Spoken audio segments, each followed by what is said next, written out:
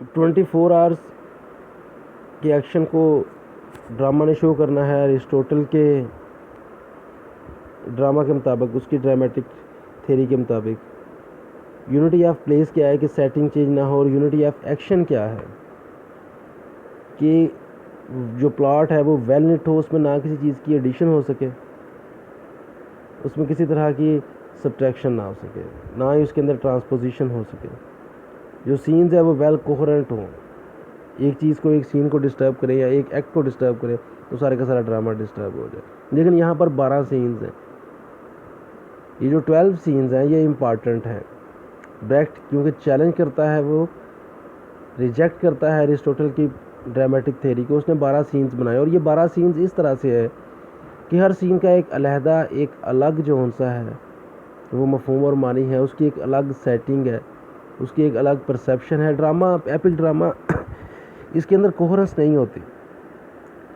Coherence इसलिए नहीं होती कि ब्रेख्ट का ख्याल है कि अगर ऑडियंस को, if we want to motivate और trigger audience rationally, we want to, if we want to make them realise the real implication as well as the complication of their society, then they must not be trapped in some sort of coherence. There must be a great bit of, or a great amount of incoherence. Incoherence होनी चाहिए। वो incoherence क्या करेगी, वो audience को किसी emotional entrapment से में मुब्तला नहीं होने देगी। वो इमोशनली ट्रैप नहीं होंगे, बल्कि वो आंखें खोल के और दिमाग खोल के चीज़ों को और एक्ट्स को मुलाहजा करेंगे। The play is not set in modern times but during the 30-year wars of 1618 to 1648. अब ये जो प्ले की सेटिंग है ये मॉडर्न टाइम नहीं, अगर चाहिए मॉडर्न टाइम को रिप्रेजेंट करता है, मॉडर्न टाइम के अगेंस्ट है, मॉडर्न टाइम के जो सी पावर हायरार्की है उसको चैलेंज कर रहा है। लेकिन ये जो 30 ईयर्स वार थी 1618 टू 1648, जो कैथोलिक और प्रोटेस्टेंट और डिफरेंट जोन से थे, सेक्ट्स उनके दरमियान थी, उनके बारे बात। It follows the fourth fortunes of the Anna Fierling nickname Mother Courage. अब लड़की की, औरत का नाम क्या, एना फेलिंग है, उसका निक नेम उसका मदर करेज है। Witty canteen woman with the Swedish army who is determined to make her living from the war. उसकी डिटर्मिनेशन क्या है, वो यही चाहती है कि चाहे जंग कुछ भी हो जाए, उसने अपनी जो सी है वो she is going to earn her livelihood through war. वो वार को अपने मकसद के लिए इस्तेमाल करना चाहती है। वो ऐसी नहीं है कि जो आराम से हाथ पे हाथ रख के बैठ जाए, बल्कि वो क्या है, she is determined enough, she is bold enough to face the situation. Over the course of the play she loses all 3 of her children. अब उसका जो लॉस होना है वो 3 बेटे, 3 उसके बच्चे हैं, उनकी डेथ हो जानी है। Swiss Cheese Eilif and Kattrin, ये उसके 3 बच्चे हैं। To the same war from which she sought to profit. उसकी कोशिश थी कि वो उस वार से प्रॉफिट गेन करे, इस वार से वो जो उनकी है वो अपने लिए और अपने जो बच्चे हैं उनके लिए चीज़ों को आसान बनाए, लेकिन वो अपने तीनों बच्चों को खो देती है। अब यहाँ पर आपने एक चीज़ को देखना है कि अरिस्टोटल के मुताबिक कैथारसिस इज़ इम्पॉर्टेंट। वहाँ पर जब लॉस ऑफ लाइफ है या लॉस ऑफ फॉर्चून है, that always tries to create emotions of pity and fear, but here we are not going to experience such emotions. We are not going to feel pity and fear and any sort of or any such sort of emotional dilemma or emotional entrapment. We are just going to experience the death of 3 of our children, and then we are going to think rationally, think systematically as well as analytically to grasp the real motives, to grasp the real situations which causes or which has caused great amount of suffering for mother courage and the characters like her. अब इसके अंदर characters Mother Courage, the title character her real name is Anna Fielding, she earned her name Mother Courage in Riga when she ran through a bombardment in order to sell her loaves of bread. अब उसका Mother करेज क्यों नाम था कि उसने अपनी loaves of bread को बेचने के लिए वो बम्बार्डमेंट पे जब बम बरस रहे थे या बमबारी हो रही थी उसमें भी वो एफर्ट करती रही। She has 3 children, Aleph, Swiss cheese and Catherine, whom she tries to take care and throughout the play. She loses all 3 children while following the war around Europe and ends the play alone with her wagon. She is courageous. अब ये उसकी characteristic है, वो courageous भी है वो फोर्थराइट भी है, इंटेलिजेंट भी है, but Brecht attempts by the end of the play to make her seem deeply unsympathetic. ये चीज़ अब इंपॉर्टेंट है कि ब्रेख्ट क्या करता है, उसको जो शो करता है कि जैसे वो बहुत ही अनसिम्पैथेटिक है। वो सारे के सारे ड्रामा के अंदर कोशिश करती है अपनी फैमिली को बचाने के लिए। She tries to make her family survive, she tries to provide food to her family in very tough circumstances. That is one thing, but she is also shown unsympathetic towards her own children, towards her own life, and towards life in general, and that is an unsympathetic attitude. अब Brecht इससे क्या करता है? Brecht believes in complexity, that there is no man who is utterly a hero, there is no man who is utterly a villain. Human beings are a mixture of good and bad, and good or evil.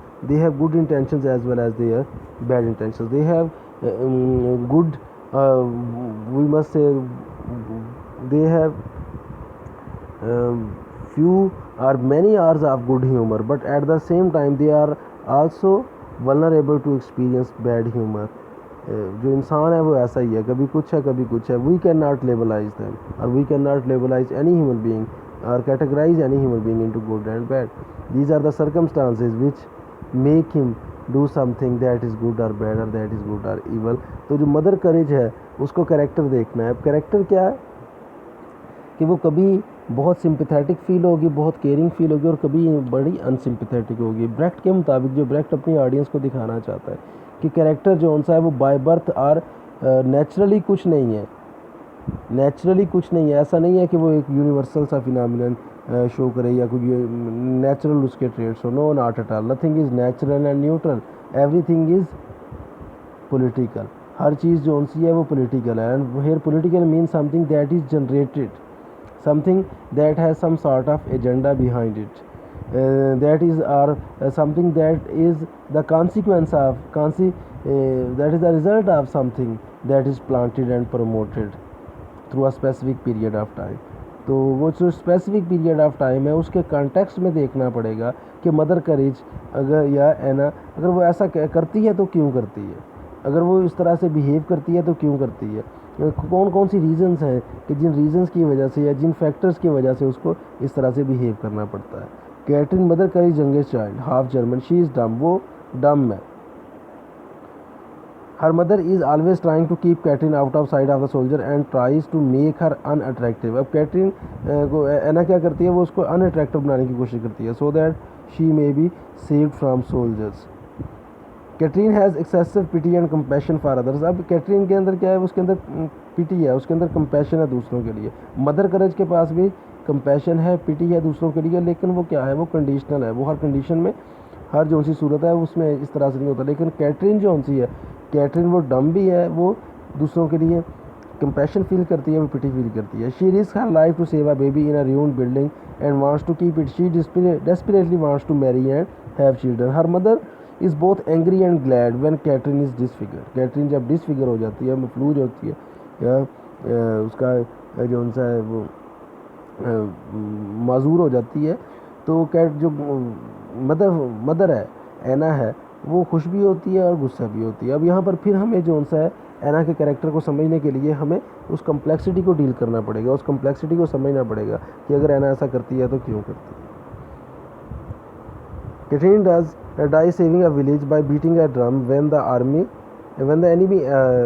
enemy army comes. Elif, अब elif के mother courage eldest and favorite son. He is something of a thug, though she thinks him dashing and brave. He is recruited by the recruiting officer in the first grade, and he seems after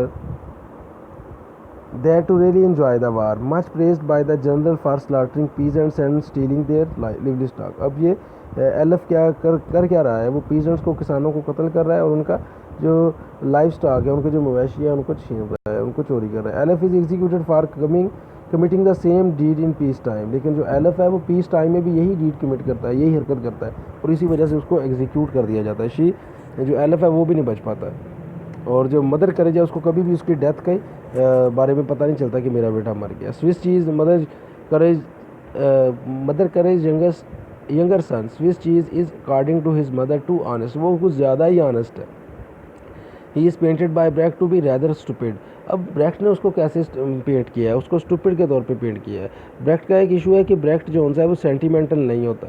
हमने last discussion में भी मैंने आपको बताया था कि Brecht के नज़दीक वो सोसाइटी अच्छी सोसाइटी नहीं है जहाँ पर हीरोज़ की तलाश हो, जहाँ पर जो उनसे लोग कहें कि कोई सेवियर आएगा और उनको बचा लेगा। वहाँ पर वो कहता है कि ऑनेस्टी जो उनसी है, मोरालिटी है, ये सब कुछ है।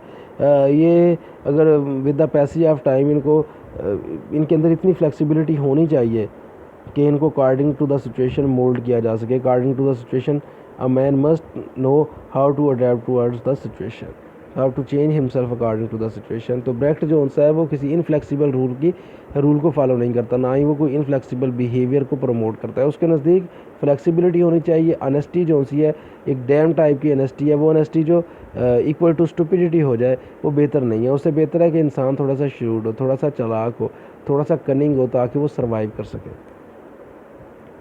He takes a job as paymaster of the second finished regiment and attempts to hide its cash box so that he can return it to his general after the Catholics have gained power. He is caught with it and shortly executed. अब उसकी intention क्या थी? Intention उसकी ये थी कि उसको एक कैश बॉक्स मिला था, वो उसको छुपा के रखता है ताकि जंग ख़त्म होने के बाद वो वापस कर देगा, लेकिन उस पर उसी को चोरी का इल्ज़ाम लगता है और उसको भी एग्जीक्यूट कर दिया जाता है। उसके बाद ये पीटर लैम द कुक, चैप्टिन, पोर्टियर, ये कुछ कैरेक्टर्स हैं, इनको आपने देना है। समरी इसकी अगर हम पढ़ें, the play is set in the 17th century of Europe during the first war. The recruiting officer and sergeant are introduced, both complaining about the difficulty of recruiting soldiers to the war. Anna Fielding, Mother Courage enters pulling a cart containing food and liquor sold to soldiers. अब जो mother Courage है वो खुद जो C card है उसको खींच रही है, उसके ऊपर फूड है, लिक्वर है, and introduces Eilif Kattrin and Swiss cheese. The sergeant negotiates to deal with Mother Courage when while Eilif is conscripted by the recruit officer. ये अपने समरीज़ को एक बार आपने देख लेना है कि कौन कौन सी सिचुएशंस होती है, कहाँ कहाँ पर उनको कौन कौन से सर्कमस्टांसेस फेस करना पड़ते हैं। वन बाय वन किस तरह से मदर करेज के जो से बच्चे हैं वो मर जाते हैं, किस तरह से वो जो से हैं उसको वो लॉस बर्दाश्त करना पड़ता है। यहाँ पर एक जो लाइन है, Eilif is executed for killing peasants in peace time but Mother Courage never hears thereof. When the war begins again, the cook and mother courage start their own business. In the 17th year of the war, there is no food and no supplies. अब देखिए कोई food नहीं है, कोई supply नहीं है। अब एक चीज़ है कि जो ब्रेक्ट है वो हमेशा से कैपिटलिज्म के ख़िलाफ़ रहा है। उसका ड्रामा एंटी कैपिटलिस्ट उसके अंदर अपने अंदर जोनसी है ओवरटोन्स रखता है कि 17 साल हो गए हैं जंग को, और जो जंग है that is a capitalist agenda, that is a capitalist programme. लोगों के पास अब फूड नहीं है, सप्लाई नहीं है, और जो कुक है वो क्या कहता है, उसको इनहेरिटेंस पे मिलती है, एक इन मिलती है, सराय मिलती है। वो करेज से मदर करेज से कहता है कि मेरे साथ मिलके काम कर लो, लेकिन but refuses to harbour Kattrin. वो कहता है मैंने कैटरीन को नहीं रखना। मदर करेज क्या करती है, वो कहती है नहीं, I have to live with my own daughter. और वो बजाय इसके कि वो एक अच्छी अपॉर्चुनिटी को गेन करते, उसने वो अपॉर्चुनिटी छोड़ के अपनी वैगन के साथ ही रहती है। Therefore Mother Courage and Kattrin pull the wagon by themselves. अब यहाँ तक तो जो मदर करेज और कैटरीन है वो खुद ही जो सी है वो अपनी वैगन है उसको खींच रहे हैं। अब जो वैगन है उनकी ज़िंदगी की अलामत भी हो सकती है, उनकी लाइफ का सिंबल भी है। और जब हम ड्रामा के एंड तक आते हैं तो एंड पर जाकर हमें पता चलता है कि जो मदर करेज है वो खुद से ही अकेली ही जो सी सफ़र कर रही है, वो अकेली ही अपनी जो सी वैगन है उसको खींच रही है। When Catherine hears that the soldiers are heading to the town to kill everyone in their sleep, she gets onto the roof of the farmhouse and starts banging on a drum to try and warn the townsfolk। अब ये बहुत एक emotional सा एक scene है। Army आती है, enemy के लोग जो दुश्मन है वो आते हैं और वो हमला कर देते हैं, या उन्होंने हमला करना होता है गांव के ऊपर। एलिफ क्या करती है, कैटरीन क्या करती है, कैटरीन एक फार्म हाउस की छत पे चढ़ जाती है और ढोल बजाना शुरू कर दिया, ड्रम बीटिंग शुरू कर देती है। सोल्जर्स उसको कहते हैं कि तुम्हें कुछ नहीं कहा जाएगा, उसको कहते हैं तुम्हें माफ़ कर दिया जाएगा, तुम्हें इसको बजाना बंद कर दो, नीचे उतराओ, लेकिन वो नीचे नहीं उतरती और वो फिर उसको शूट कर देते हैं। अब यहाँ पर जो एलिफ है, जो कैटरीन है, वो कैटरीन एक्चुअली क्या कर रही है, वो एक हीरो का रोल प्ले कर रही है कि उसने एक बोल्ड बिहेवियर, एक करेजियस बिहेवियर से लोगों को तो बचा लिया, या बहुत सारे लोगों को तो उसने जान बचा ली होगी, लेकिन वो अपनी जान नहीं बचा सकी। और पीछे फिर कौन रह जाती है, पीछे सिर्फ मदर करेज रह जाती है। Early in the morning mother courage has return and page the peasants to bury her daughter. Mother Courage states that she will now try to find her son Aleph and get back to business. She hitches herself to the wagon and continues on her journey. अब mother courage को ये उम्मीद है कि वो अपने बेटे एलफ को ढूंढ लेगी। उसको नहीं पता कि एलफ तो ऑलरेडी एग्जीक्यूटेड है।